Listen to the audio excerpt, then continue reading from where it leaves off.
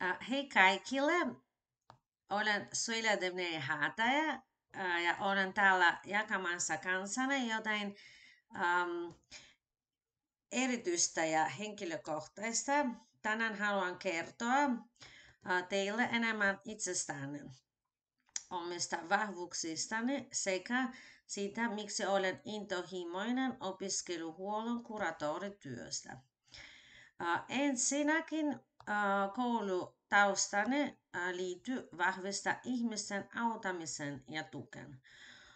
Olen valmistunut Tiranan yliopistosta maantiedon ja historian opettajaksi ja Helsingin yliopistossa olen suorittanut humanististen tieteiden kandidaatit tutkinnon pääaineeni historia.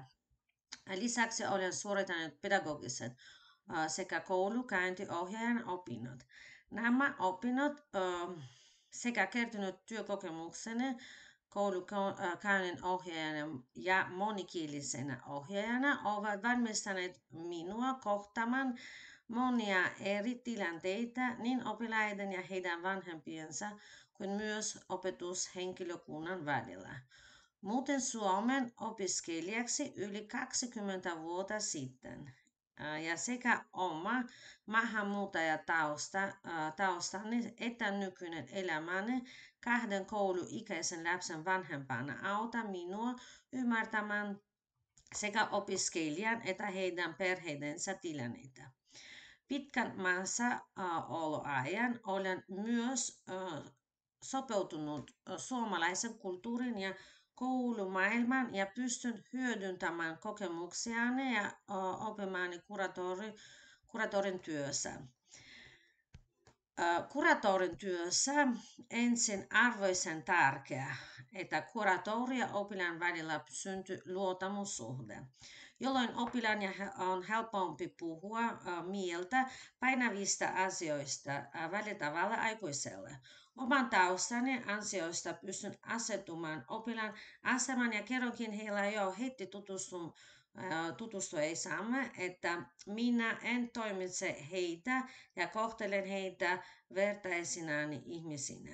En asetu heidän yläpuolellaan ja oppilaan ja heidän perheensä ovat sanoneet minulle, että minusta välittynyt ensivaikutelma on positiivinen ja hymyilevä, jonka ansiosta minun on helppo lähestyä. Kiusaamistilanteet tai mieltä painavat elämänmuutokset tai esimerkiksi keskittymisvaikeudet tunnella ovat suuria asioita nuorilla ja voivat vaikuttavat oppimisen ja nuoren elämän. Minä vietän aika paljon oppilaiden kanssa myös välituntien aikana niin, että tutustuvat minun, eivätkä he epäröi tulla jutusilleni silloin, kun heillä on siihen tarvetta. Kuraattorina minun tehtäväni on myös varmistaa, että oppilailla on hyvä turvallinen olo käydä koulua. Kun luottamus on syntynyt, suhteet alussa kartoitetaan nuoren elämäntilannetta ja kuraattorina kuuntelen, mihin nuori toivoo muutosta ja yhdessä mietimme, mikä tilanteessa voi auttaa. Laaja työkokemukseni ja eri alojen koulutus sekä oppilaiden parissa vietetty aika ovat tehneet minusta erinomainen kuuntelija ja ymmärrän nopeasti eri tilanteita ja keksin niihin sopivat ratkaisut. Kartoituksen jälkeen suunnittelen yhdessä muun kouluhenkilökunnan sekä oppilaan kanssa toimenpiteitä, joilla elämäntilannetta voisi parantaa. Monen tilanteessa otamme myös huoltajat mukaan keskusteluun. Esimerkiksi jos perheellä on oppilailla on tunne, että oppilaasta kohdellaan epäoikeudenmukaisesti. Tällöin kuraattorina toimin niin sanotusti siltana perheen ja koulun välillä niin, että molemmat puolet tuntevat olonsa kuulluksi ja mahdolliseksi väärinkäsitykset saadaan sitten selvitettyä. Olen saanut paljon positiivista palautetta sekä vanhemmilta että koulun henkilökunnalta. Tavassani kannustaa oppilaita ja perheitä sekä neuvoa heitä eri elämäntilanteissa.